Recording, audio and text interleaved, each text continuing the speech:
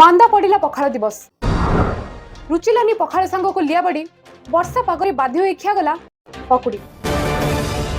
मार्च 20 जहाँकि विश्व पखाड़ दिवस भाव में पालन करने समग्र ओडिशावासी आग्रह सह अपेक्षा करी रहिथिले, किंतु प्रबल वर्षा जोगु पालन करि न पारि भयंकर भाव में मर्माहत होइथिले। काल राति तो आज्ञा पखाड़ बसैले आज पखाड़ दिवस फैमिली जाक समस्त घर खाइबे बोलके सकाळ उठला तो पाग वर्षा हमें डेली खाउछु पखाड़ हेलो मी आज खाइले गुड मजा नै के पखाड़ दिवस टिए डिंग मा कर रहला पखाड़ जहाँकि आमे खरा दिने खाइ थाउ प्रबल आज हेई गलानी मार्च 20 संज बेल पाटिरु गडी जाउथिले बिलाळ खिया जाय पारलानी पखाड़।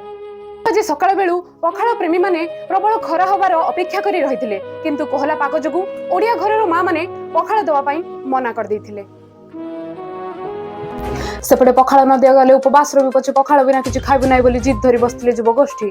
तेणु आजिर पाणीपाग को आखि आगे रखी अखिल ओडिशा पकुड़ी संघ पखाड़ बदल में पकुड़ी खाइबा मतामत देथिले। एहा परे ओडिशावासी मन में खुशीर लहरी और कड़ाई रे पकुड़ी खाई जाइथिला।